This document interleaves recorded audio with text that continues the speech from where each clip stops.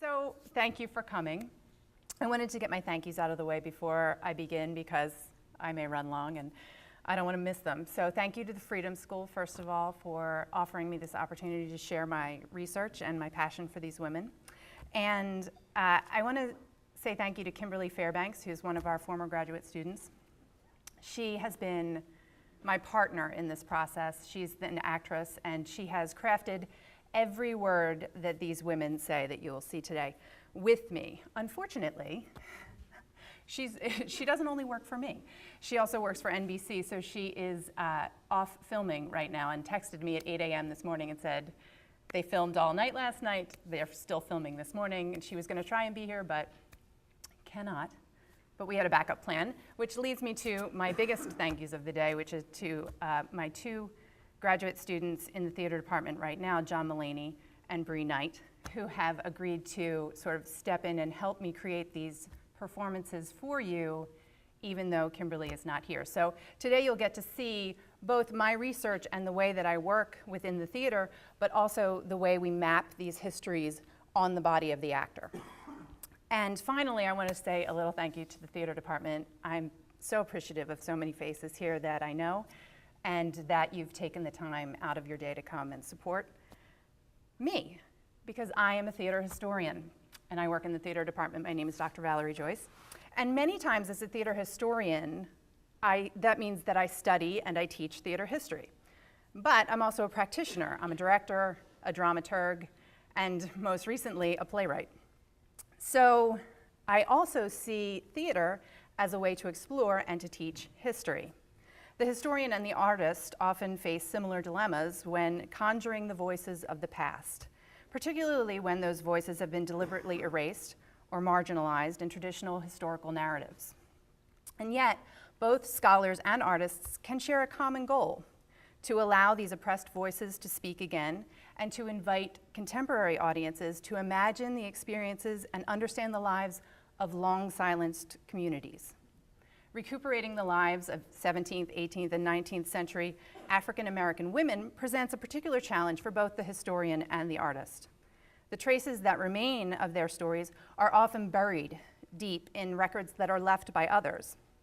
John Ernest has described this process of reinscribing the lost tales of African-Americans over familiar narratives as a kind of performative historiography. The medium of performance offers a unique means to access, embody, and recuperate these lost histories. As a theater historian and director, my current project, I will speak for myself, works to unveil, document, and vivify long-forgotten early American Black women by blending historical research with performance in what I call a living historiography. This project began as a series of 9 monologues that I researched and wrote, which were titled Disembodied Voices.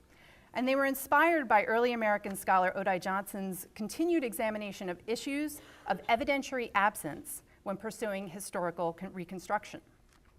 Johnson contends that the disappearance of a performance is never utterly without a trace, and that beginning from the smallest piece of immaterial evidence, a history is indeed acutely possible and acutely necessary. Johnson's challenge to recover what is now absent inspired the research and crafting of these characters as a way to envision the performance of a woman's life based on the impression left from her presence in history.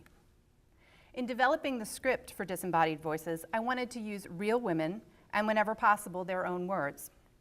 On the whole, the project breathed life into slave narratives, personal letters, memoirs, diary entries, court records, poems, public addresses, and newspaper advertisements in order to share these women's experiences, struggles, and journeys in their own voices. Each character is a case study of potentials and probabilities of what a Black woman's life might have been like in early America, and perhaps more importantly, this living historiography offers a roadmap for contemporary scholars to recover and reintegrate those lives and histories into our dominant narratives. So close your eyes for a moment. Go ahead, close them. And picture a Black woman in America before the Civil War. Play out a scene in your mind about the life of this woman. Now open your eyes. Does it look like this?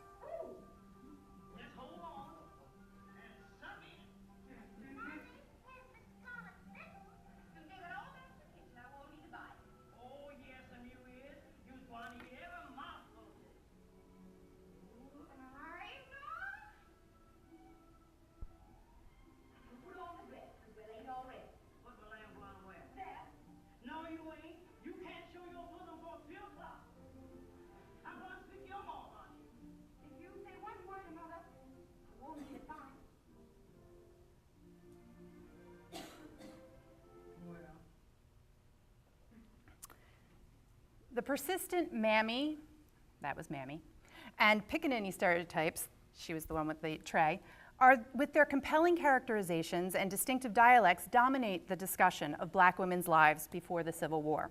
As stereotypes do, these have limited our modern American understanding of Black women before 1865. However, they certainly do not tell the entire range of the actual experience.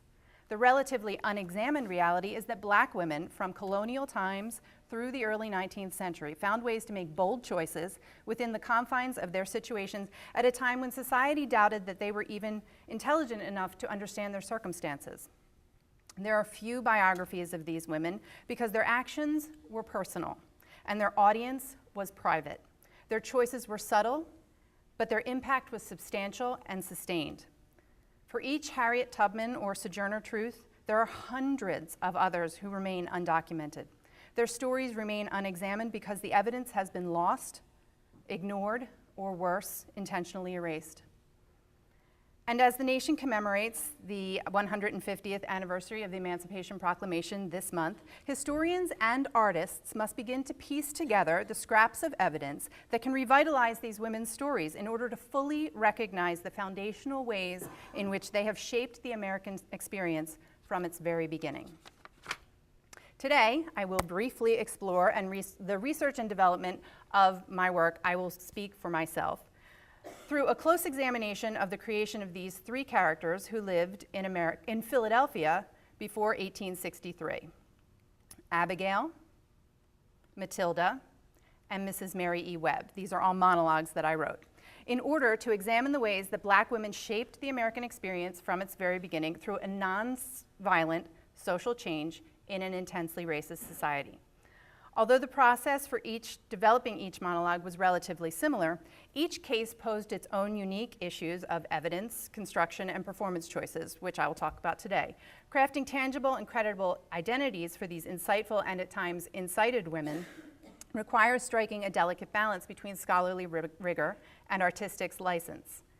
Through my research for these monologues, what began as distant and disembodied voices became present and distinctive characters who allow modern audiences to directly engage with the social, cultural, religious, sexual, and gender constructs of early America.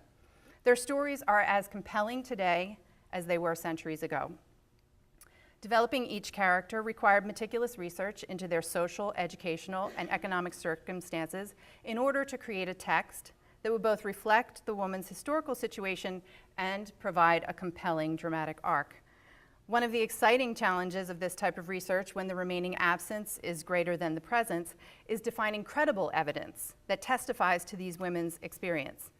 Sometimes only traces remain to attest to a fuller life of a woman, as in the case of Abigail. Abigail is a former slave who has recently been freed by her French owner after they fled the island of Saint-Domingue, which is now Haiti, during slave uprisings in 1791. Her monologue offers a glimpse into life after slavery during the early Republic.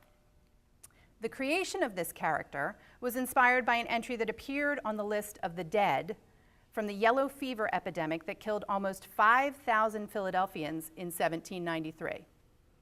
This is the list. Abigail's name, as you can see, she's first on the list there. Abigail's name was noteworthy because unlike the thousands, 4,000 to 5,000 dead, unlike the thousands of other names from Philadelphia notable families, hers was followed by a simple description, a negress. In the overall development of a living historiography, Abigail represents the extreme example of creating a presence from absence, because there is literally no other information about her other than the color of her skin and that she existed. Left only with this information to testify to the entirety of a human existence, I turned to supplementary evidence to create her biography and text, and to craft a vocal and physical presence that might accurately envision and fully embody Abigail's post-slavery experience. Three carefully recorded aspects of late 18th century life in Philadelphia proved useful in imagining Abigail's daily existence. These were Reverend Richard Allen's published defense of the Free African Society, the empirical records of the yellow fever and its effects on the city, and Dr. Benjamin Rush's meticulously detailed accounts of the fever's course through the body. Each of these sources provided plausible given circumstances for Abigail that informed context, content, and style choices for the monologue. By 1793, Abigail's new home of Philadelphia had become the metropolis of North America. The city was a thriving port controlling a quarter of the export trade of the United States and a complex urban center, housing both the state and the federal government. Teeming with a cosmopolitan population of some 51,000 Philadelphians, Philadelphia was home to Quakers, statesmen, and recently transplanted members of the French nobility who, like Abigail's former master, had fled the revolt in Saint-Domingue. Also, as a result of Pennsylvania's 1780 law mandating gradual emancipation, Philadelphia had become one of the most emancipated North American cities with 6,537 free black people. Incorporating these demographics grounded Abigail's given circumstances and established her status in the culture of the city. Many of Philadelphia's free blacks belonged to Reverend Richard Allen and Absalom Jones's Free African Society, a groundbreaking mutual aid association that fostered identity, leadership, and unity, founded in 1787. I made Abigail a dedicated member of the Free African Society, playing an important part in their volunteer effort during the yellow fever epidemic of 1793. When yellow fever seized Philadelphia in late summer, panic mounted and the citizens fled in droves. Estimates hold that 40% of the whites and 14% of all of the blacks left the city. One of the most important contexts of Abigail's monologue is the medical misinformation that prevailed during this period and kept many blacks in the city. You can see there, the red is where they were hit the worst. 20 to 67% of the deaths were in the red zones there. So you can see it's fairly concentrated, but it hits the entire city. Dr. Benjamin Rush, one of Philadelphia's leading physicians and citizens, promoted the notion that blacks were immune to the disease that caused yellow fever. And relying on this assurance, many of the blacks remained. Mayor Matthew Clarkson pleaded with Reverend Allen and Mr. Jones to mobilize the members of the Free African Society who had stayed to volunteer to nurse the sick and dying and the dead in the abandoned city. Reverend Allen was a man who preached morality and discipline, noting for his followers that they were each a reflection of their entire race. In every situation, he counseled Philadelphia's free blacks to, I have the quote up here, let your conduct manifest your gratitude toward the compassionate masters who have set you free, and let no rancor or ill will lodge in your breasts for any bad treatment you may have received. If you do, you transgress against God, who will not hold you guiltless. This quote becomes particularly compelling for Abigail because she is such a dedicated member. With this urging, hundreds of his followers, including Abigail, volunteered during the hellish days after several weeks of yellow fever. In the monologue, Abigail serves as one of Dr. Benjamin Rush's nurses. Throughout the epidemic, Dr. Rush trained his nurses to give relief to hundreds of infected patients by bleeding therapy and by purging them through the ingestion of mercurial chloride as a laxative. Not a good plan. Dr. Rush and other physicians of the period kept thorough records of the stages and effects of yellow fever, which informed the content and context of Abigail's exchange with her wealthy but comatose patient. It became clear that the patient was going to die from the virus when they began to vomit something that looks like coffee grounds, called the black vomit, which is sometimes accompanied by bleeding from the nose, the tonsils, and the gums. Then, after that, the body would appear purplish yellow, and the patient would be overcome with hiccups, agitations, deep and distressed sighing, comatose delirium, and finally, death. Abigail's stylized language is drawn from and inspired by this record here, a narrative of the proceedings of the black people, Reverend Allen and Absalom Jones's public rebuttal of publisher Matthew Carey's post-fever and criticisms of the members of the Free African Society. Carey, who was a publisher and published many things over the course of several decades, was a leading citizen of Philadelphia and accused the blacks of exploiting the sick and abusing their desperate state during the epidemic. One of his specific accusations was that black nurses manipulated their patients by charging higher rates for service. At times, in fact, bidding wars would erupt between the families of the sick and the dying, for nursing care. Allen and Jones's rebuttal refuted Carey's accusation, asserting that many whites actually preferred black nurses because of their alleged immunity, because they wouldn't bring it into the house with them. It was, of course, the venerable Dr. Rush who had generated much of this misleading information, and he was later accused by Allen and Jones of disseminating false reports in an effort to keep the blacks in the city for assistance. Whether the misinformation was purposeful or not, those free blacks who were urged to stay and help, as Abigail did, walked straight into peril because they believed in the cause and because they believed in their immunity.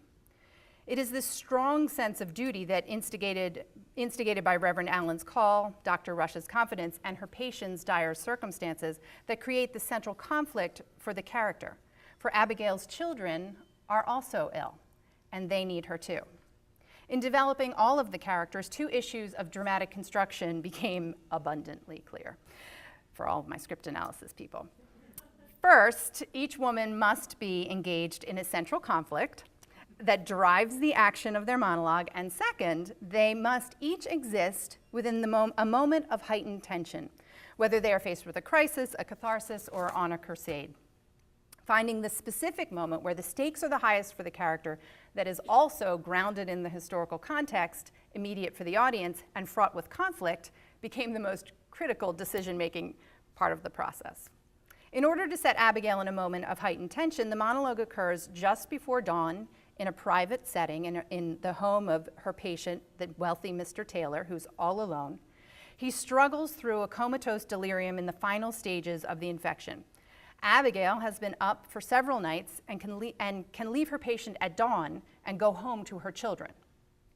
Abigail's anxiety over this central conflict, torn between her responsibilities and rushing home to her own children, becomes evident after wrestling her patient back into bed.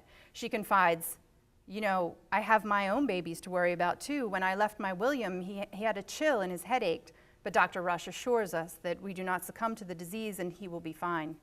She is assuring herself more than the comatose Mr. Taylor, and as her spirits flag, her exhaustion seems noticeably like the first stages of the fever. As the monologue ends and the lights dim, we are left to imagine the inevitable fate that awaits Abigail. So Bree has agreed to play parts of this. I actually have video of Kim doing this. John videoed Kim, so you'll see that. But Kim and I are going to create we're going to map some history onto Bree's body today. So as each monologue developed, if you want to come up and get on I was going to put this on for you. I'll give you some light. As each monologue developed, beyond basic plot and dialogue, it became increasingly clear that language, dialect, and physical choices were the defining features that would not only distinguish between the many characters of the play, but would also allow the audiences to fully engage with the personal experience. So, you're Abigail. All of the characters speak to someone. They find their answer in the other character, as we know. So Mr. Taylor is comatose, so she's sort of alone. She's alone in this larger city. She's alone in this bedroom. She's torn because she knows her children are out there somewhere ill. And she's exhausted. It's been 6 nights. So let's think about physical choices first. Mm-hmm. So this is as a mother of 2, I can tell you, it's kind of exhausting. She's a mother of 4. Kim and I decided that she's a mother of 4. And she's been up for 6 nights. So let's create a physicality. You've just wrestled Mr. Taylor into bed. And you sit down, and it's been unlock your knee. Yeah, there you go. And do you want to? Yeah. Because you're chilly. It is. You're getting that yellow fever. You have the chills already. And also it's dawn. So take a deep breath. You can sit down. You've already wrestled him into place.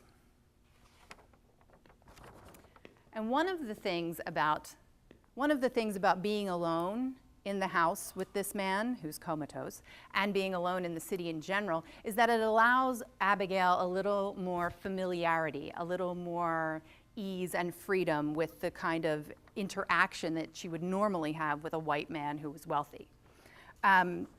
So she begins to slump. Exactly. That's lovely. Just breathing that in. What are you thinking about? I'm tired. Good. And I think that that's exactly, I mean, that is the overwhelming physical and mental state, right? However, we have our driving central conflict that is moving you, that has to carry you at all times, right? Even though physically you're in decline, there's this anxiety about William. My children. Yes. And they are out and beyond too. So if this man would either die or dawn would come, you could get to where you want to go and do the things that you, in your heart, need to do, right? So that gives you a driving place sort of centered in your gut. Good. So I did not ask Bree to memorize these long monologues, but I gave her a little bit of the dialogue. Do you want the page? I don't. Do you want me to feed you the lines? So, Reverend Allen, Abigail references Reverend Allen all the time because he's been this dominant force in her life. Reverend Allen has told you he is preaching morality and discipline to us members of the Free African Society. And you are, can you just do, he says we are the reflection of our entire race. He says we are the reflection of our entire race. Good. Okay. Relax here. Yeah. There you go. But there is a central dignity to Abigail. Abigail has been through a lot. She escaped this revolt. She's come all the way up to Philadelphia. She's got a home that she's living in with her children. She's got some agency in her world. So these words mean something to her. Allow them to sort of lift you and steel you against just sort of running out and after your children. I am responsible to you, Mr. Taylor. Can you do that one more time, the lines? Can you give it to me one more time? Sure. He says that I am a reflection of my entire race.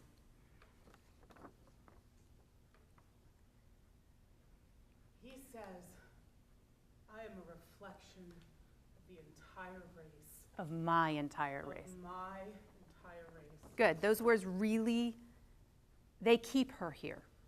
Her responsibility to Mr. Taylor and to Reverend Allen and to Dr. Rush, because she's been invested with all this responsibility. She's left to take care of this man. And she is being paid, but she's also learned nursing skills. Okay, so it draws her up a little bit more. Let's move on to, he tells me, if you let any ill will, if I let any ill will or rancor in my heart, I will transgress against God. He tells me, if I let any ill will or rancor in my heart, I will transcend God. Transgress against. Against. Transgress. I will make him. Oh, yeah.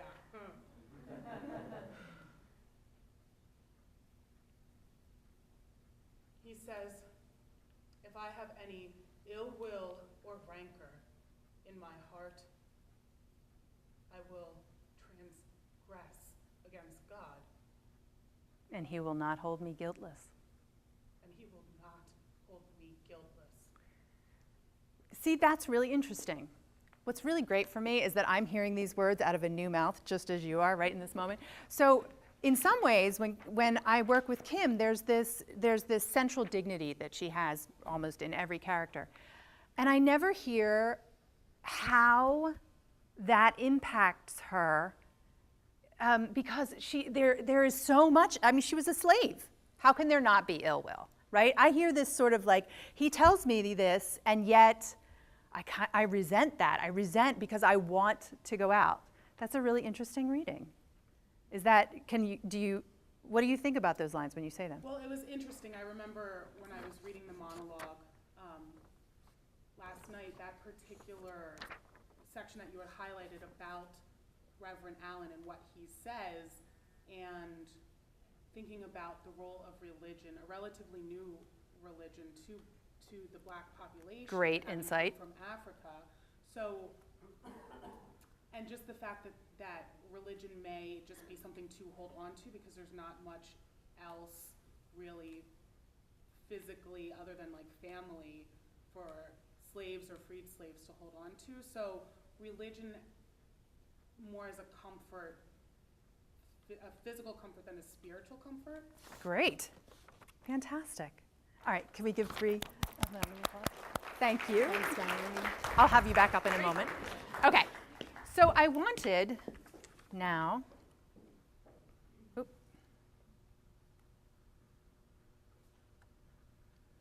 to show you some of Kim's performance.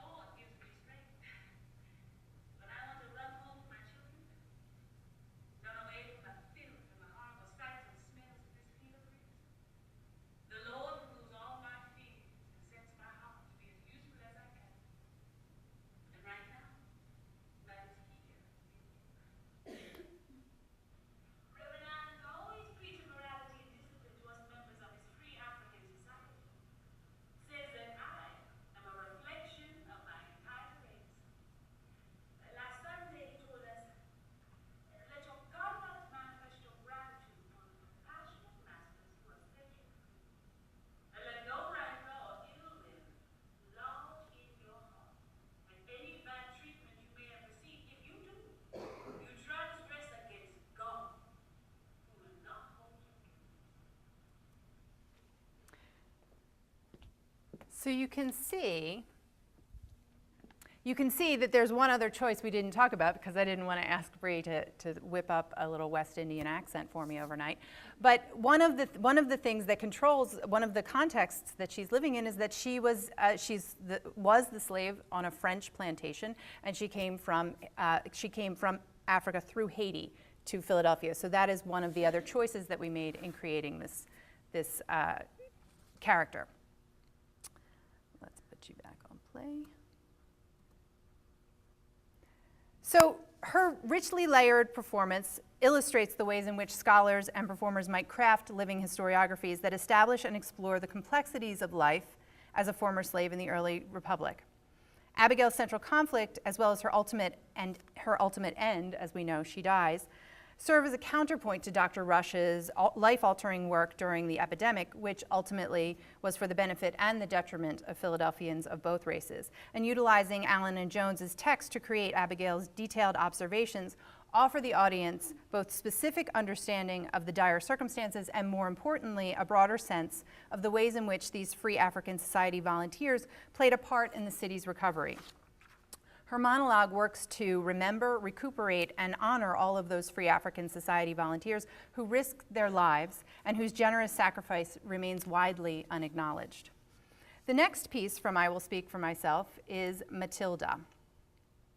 And as the lights rise on Matilda, she strides confidently into the room and takes in her audience with a sweeping glance.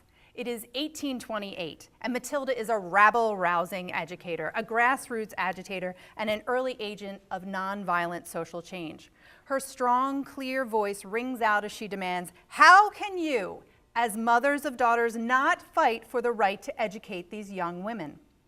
Developing the text for Matilda's monologue was, in contrast to the other Philadelphia women, relatively simple, because her words are drawn directly from an 1827 letter to the editors of the short-lived Freedom's Journal. The letter establishes the author as Black, a woman, and educated, so the setting became the most important choice in creating this character. Matilda's larger given circumstances needed to plausibly be where a free black woman might be able to have access to the Freedom's Journal and a passion for education activism. By 1827, Philadelphia's black population was 97% free, and while the Freedom's Journal was published in New York, the editors had ties to Delaware and Philadelphia. Matilda's letter also coincided with a burgeoning revolution in Philadelphia that grounded her personal text in the larger cultural moment. As slave narratives and histories of the antebellum period, and anyone who saw the keynote address yesterday knows, the formal education of African Americans in public and private settings developed slowly and unevenly through even the 20th century. By the late 1820s, the black public, free and enslaved, varied widely in levels of literacy. Historian Elizabeth McHenry, in her work Forgotten Readers, notes that a cultural resistance to the black literacy movement there was a resistance because it posed a significant threat to maintaining black subordination. It is noteworthy then that 9 African American literary societies cropped up in Philadelphia between 1828 and 1841. The All-Male Reading Room Society, one of America's first African American literary societies, was established in 1828, a year after this letter, and the Female Literary Society followed shortly in 1831. Matilda and the women of the Free Literary Society are some of the forgotten readers that McHenry asserts are from a virtually unknown chapter in African American social and literary history. They are the absence that this monologue works to address. One of the great challenges that McHenry faced in recuperating these female readers is that, in addition to the complete absence of any records of agendas or meeting notes, the very action of reading is ephemeral and almost impossible to recapture. Some of the evidence that remains to guide the way to reconstructing these women's lives is in their subsequent writings. McHenry notes that the readers eventually used their literacy skills in writing as a means of asserting identity, recording information, and communicating their demands for full citizenship and equal participation in the life of the Republic. When Matilda's letter was aligned with the evidence of the forgotten readers, she became firmly rooted in the setting of Philadelphia. As her letter precedes the Female Literary Society's investiture by several years, I envisioned Matilda as one of the women who were fully engaged at the beginning of the Black literacy movement, calling for change long before the change actually occurred. In turn, I heard Matilda's voice as more strident in person than it was in print, and carried and lifted by the passion she feels for her subject. In order to dramatize Matilda's text from a more passive mode of letter writing or reading, I changed her imagined audience and raised the stakes of the moment at hand. Her letter's intended audience was the educated black male editors of the Freedom's Journal and the black readership. Given her status in that larger society, Matilda began her provocative letter by respectfully asking for permission to speak. Will you allow a female to offer a few remarks upon a subject that you must allow to be all-important? I don't know that in any of your papers you have said sufficient upon the education of females. This deferential opening request allows the reader to decide if they have any interest in her argument at all, as she gently approaches her theme. For the monologue, Matilda's immediate setting becomes a gathering of a few dozen free black women in Philadelphia in 1828 who would be aware of and probably have familial or social connections to the men who recently formed the Reading Room Society. This more semi-private setting gives Matilda a higher status among her peers and allows her to have a less conciliatory tone as she instigates her own educational revolution for her black female peers, and particularly for their daughters. Through this conceit, Matilda becomes present for the theater audience, and although almost none of the text is changed from the original letter, she is now able to actively pursue the higher stakes of her immediate goal, exhorting her audience of mothers to fight for the right to educate their daughters. These women's indifference, their inability or their lack of vision, provide Matilda with her obstacle as she challenges them. Do you, like so many others, think that our mathematical knowledge should be limited to fathoming the dish kettle? Her fervent and elevated language marks Matilda as an educated character, and her logical argument, firmly rooted in emotion, underscores her specifically female audience. I'm going to ask Bree to join me one more time. Yes. So Matilda is educated. Kimberly and I decided that she has a mid-Atlantic dialect this time, and she does not sit. What is she doing? What is her objective? She is calling to action some women, fellow citizens, to stand up for their right and desire to receive equal education. Right. She's exhorting them. So why don't you want to go over that? You want to enter the space? So remember, she's with her peers. She's not in the large. She is no longer deferential. She needs to quiet these ladies down because they're gabbing. I imagine it in like a library setting or someone's home. So, but they've all gathered, and they know these men, and they have started their own society, and Matilda is ready to light the fire. So you come in and you quiet them. Ladies, how can you as mothers of daughters not fight for the right to educate them?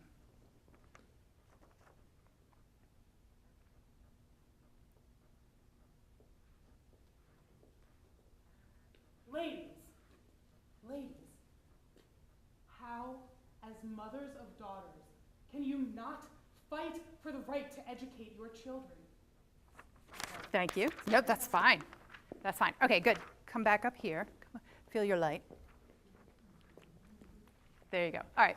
So, who are these women? My peers. Mm-hmm. Do you have a daughter? That's a question I was going to ask you. I would think so, given that I am calling for equal rights and relating to them as a mother. So I would think I have at least a daughter. Great. Then you have a daughter. And these people have some daughters. Mm-hmm. And you know them? Yes. There's familiarity? Yes. Good. And what are they doing? Probably standing around, chit-chatting, or perhaps there was another presenter or speaker who made some sort of hubbub before, perhaps. Great. Okay, so you need to quiet them down? Mm-hmm. Because Mm-hmm. why? Because I want their attention. And? Good. And I have something important to say. There you go. Because your goal is to get them moving. Yes. Okay, so come in one more time. Can you murmur for me? Yeah, let a little of that energy out so she can shut you up. Okay. A little more.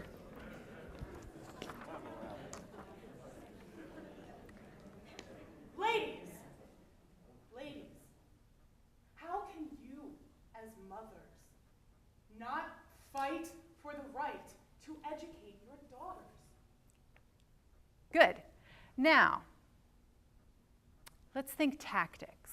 What's the best way to persuade these people? Kindness. Okay. And who are you? What does Matilda do? In terms of occupation? Sure. Or anything that springs to mind.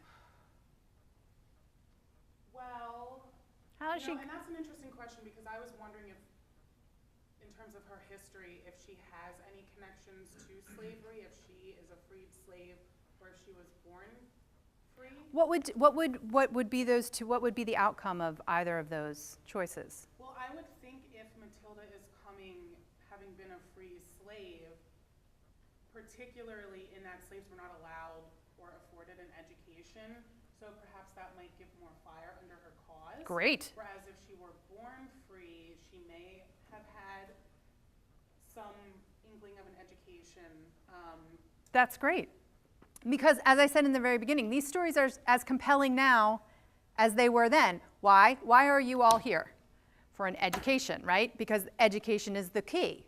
It's the key to moving through life, through having success. She sees this in a time where this is not the social or cultural messaging, right? Mm-hmm. And so she has to grab you and say, wake up! The time is coming. We are going to be citizens. We are going to need to vote. We are going to need to be able to argue our way through things. If we don't start now, how in 20 years, how in 40 years can we be ready? Because she sees it coming long before it's there. Okay? Good. So remember I liked your first answer of kindness. That was interesting. I think that you catch more flies with honey a little bit, maybe a little less aggressive in that first moment, and a little more toward your objective of getting them to do something. Rather than making them feel bad that they're not doing something, show them this is why we need this, okay? Yeah. One more time, if you could murmur again.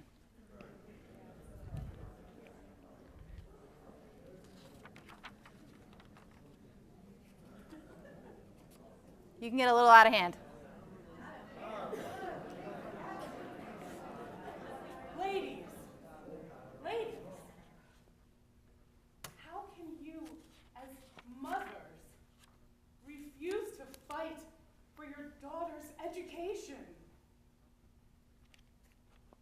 Paraphrased again. Sorry. That's all right. That's good. Were you persuaded?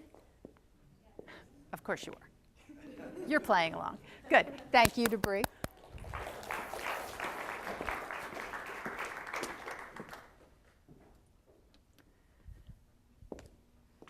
For their part, Matilda and the women of the Female Literary Society flourished in their first year with approximately 20 members who congregated every Tuesday for mental improvement. They developed circulating libraries and acquired invaluable knowledge in being able to argue for their place in the larger society. Their actions were so remarkable that in celebration of their anniversary, abolitionist and newspaper editor William Lloyd Garrison touted the group in The Liberator, asserting that if the traducers of the Negro race would be acquainted with the moral worth, just refinement, and large intelligence of this association, their mouths would be hereafter dumb.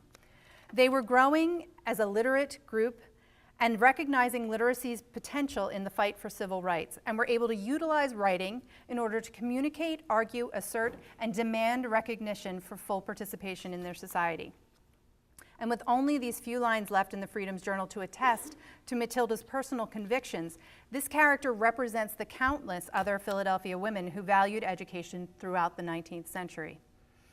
In order to galvanize the formation of the Female Literary Society, women like Matilda must have stood before groups of black women in this same manner, arguing for equality and for their children's future, saying, we have minds that are capable and deserving of education and culture, and for ourselves and our daughters, we must rise up and face the difficulties in our way, in the way of our advancement and fight for the future.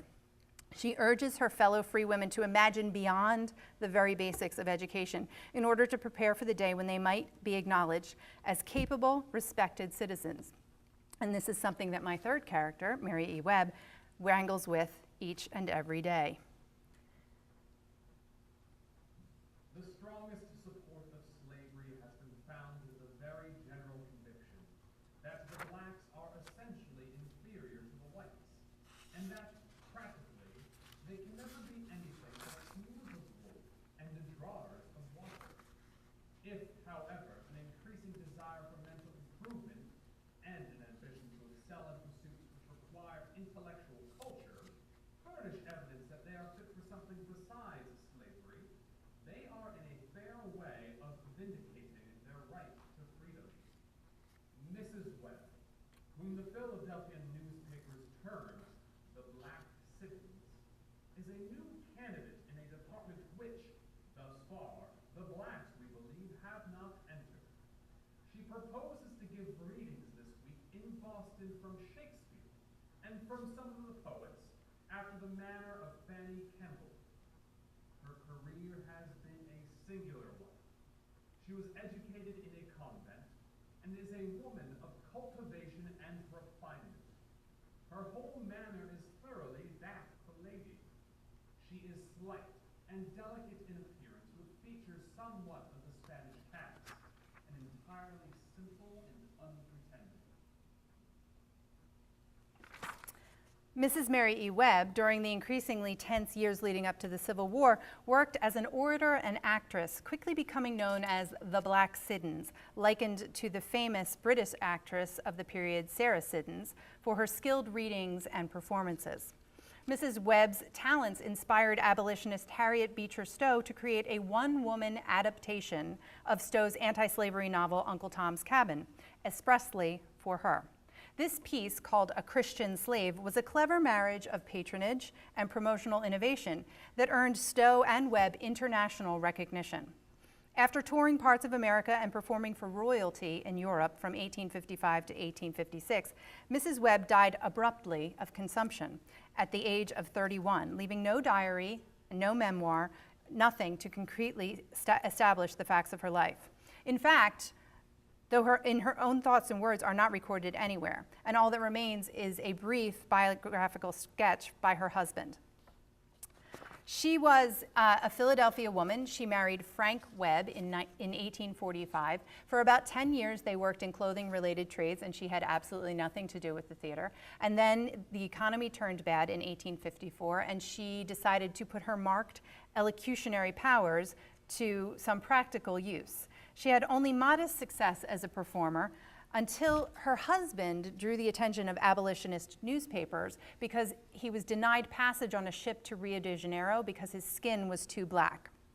She suddenly became the darling of the anti-slavery movement, and her career took off, gaining audience members like Lucretia Mott, Thomas Wentworth Higginson, and Mrs. Stowe. Although a relatively interesting biography to this point, what is not mentioned, the crucial detail that is absent, is Mrs. Webb's appearance. As noted above, newspapers consistently billed her as the Black Siddons, creating specific expectations for audiences and critics when they attended her performances. The descriptor black is an important distinction because, by all accounts, Mrs. Webb was so light-skinned as to be mistaken for, quote, Anglo-Saxon, who was, quote, a deep brunette. Even Frederick Douglass's paper noted that the title was ill-advised, and this controversy remained a steadfast component of every newspaper blurb and advertisement in her performance career. Eventually, this controversy became a public scandal in Boston that was followed in the newspapers as far as Ohio. This incident shaped the content and context of the Mary E. Webb monologue because it provides both the setting and it illuminates the character's central conflict. The setting is complex because it's split into a public and a private place. This happens in two different areas. During the monologue, Mrs. Webb is first in her private hotel room where she's preparing to perform A Christian Slave for the first time. Then she later appears in public on tour in Europe. As the lights rise, Mrs. Webb is distracted from her rehearsal because she's outraged because of a confrontation that she had with a hypocritical Boston abolitionist who has invited her to perform as part of an anti-slavery lecture series. The irony at the center of this frustration is that although the newspaper critics repeatedly state that her skin tone is too light to be called the Black Siddons, she has just been barred from taking any meals in the public dining room or from praying with any of the Boston abolitionists because her skin is too dark. The central conflict for Mrs. Webb, now that she's experienced the abolitionists' falseness and fully understands her status in the society, is whether or not she can continue accepting Stowe's patronage, knowing that she is simply a part of a contrivance to sell novels. In theory, Frank Webb is present in the hotel room, and due to their financial straits, she needs the money that Mrs. Stowe and a professional career will provide. Additionally, she naturally craves the recognition for her artistic talents, and she's in a vehicle that is sure to bring acclaim. However, she also realizes that her mother risked her life. Her mother escaped 3 times from slavery in order to see her born free in Massachusetts. And to work with hypocrites and be controlled by a white person is too high a price for her to pay for fame and security. In the privacy of her room, she bellows at her husband that these abolitionists, as Frederick Douglass claims in his newspaper, are praying, preaching, psalm-singing, black-hearted scoundrels, whitened sepulchres, fair without but polluted within. The private hotel setting exposes Mrs. Webb in a personal moment as she is caught in a frenzy of emotion and reason as she agonizes over whether or not to quit. Mrs. Webb's monologue offers an example of the ways in which characters can be discerned through language and artistic choices. One of the things that is most interesting about the monologue is that you can see the very rarely produced A Christian Slave, which highlights this paradox as she rehearses an exchange between the genteel Miss Ophelia and the pickaninny character Topsy. Ready? Yeah. So Bree has gamely taken on. So the actress playing Mrs. Webb needs to play 3 different people in this monologue. She is Mrs. Webb, who in one setting, in the private setting, is raging and angry and well-spoken and has a fire and has a real crisis on her hands. Then, during that time, she reads over the script that Mrs. Stowe has adapted for her. And the newspapers call her accent, that she can imitate the darkies. Her Negro eccentricities bring back the darkies back home. That's what one newspaper says about her. So she reads Miss Ophelia in the first setting, the private setting, with this kind of dark irony that expresses her position in this place. So there's the mockery of the genteel Miss Ophelia, but then there's also the pickaninny that she knows she's expected to play. Mm-hmm. One of the harshest things for her to deal with is the fact that she is too white and too black. So she is too white to be called the Black Siddons, and she is too black to be accepted in the public house, right? But what she realizes is because of that dichotomy, she is perfect to play this part for Mrs. Stowe. She can play the Miss Ophelia, the genteel white woman, and she can play the pickaninny. Question. Yes, bring it on. Do you think then, particularly given that I am livid, Mm-hmm. the opening monologue, that I would be taking this role seriously? Or would this be something then that I could say, okay, the man, I'll show you. That is exactly what's happening in this part. This is why it's important, private setting versus public setting. We're going to see Kim, I have a video of Kim doing it in the public setting when she's in Europe in front of the royalty and eventually she decides she has to go through with it and has to do it because they need the money. So she has to eventually make this the reading that everyone expects. But in her private hotel room with her husband, who knows exactly all of this, she is mocking the Negro eccentricities that they expect of her. Mm-hmm. Mm-hmm. So yeah. And this would be the actual performance. Mm-hmm. Okay. This one right now can be in her private hotel room. So it could be even a little bit more. Yes, top, you think? I do. Okay.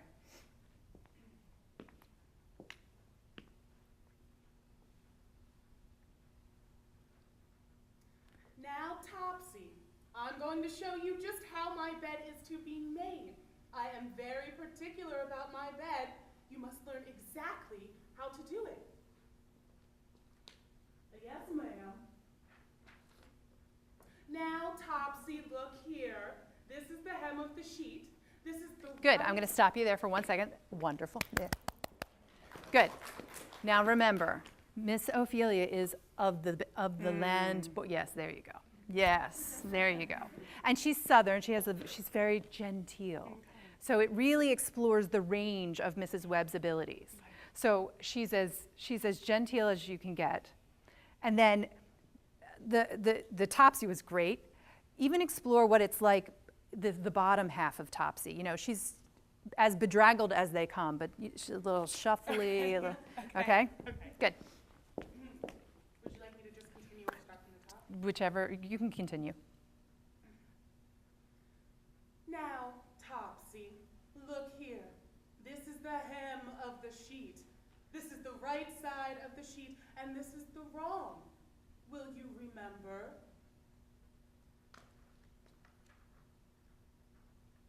Yes, ma'am.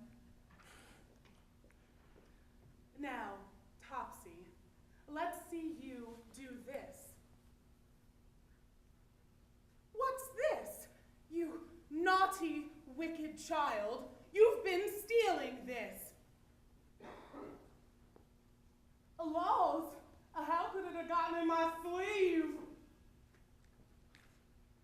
Topsy, you naughty girl. Don't you tell me a lie. You stole that ribbon. Mrs., I declare for it, I didn't never see it till this here blessed minute.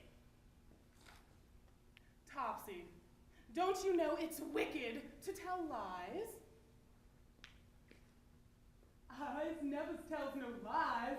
It's just the truth, and I've been telling now, and ain't nothing else.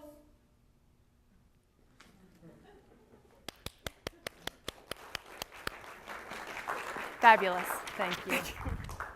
So you can see the actress playing Mrs. Webb gets to really explore different physical choices, different vocal choices, different accents and expressions.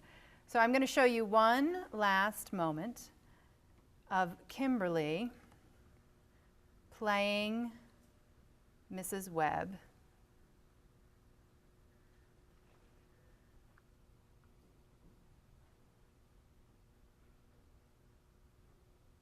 Now, Topsy, I'm going to show you just how my bed is to be made. You must learn exactly how to do it. Yes, ma'am. Now, Topsy, look here. This is the hem of the sheet. This is the right side of the sheet, and this is the wrong. Will you remember? Yes, ma'am. Now, Topsy, let's see you do this. What's this? You naughty, wicked child. You've been stealing this. Laws, how could it get up my sleeve? Topsy, you naughty girl. Don't you tell me a lie. You stole that ribbon. Mrs. I declare for it. I didn't never see it till this here blessed minute. Topsy, don't you know it's wicked to tell lies? I never tell no lies. It's just the truth I've been telling now. Ain't nothing else.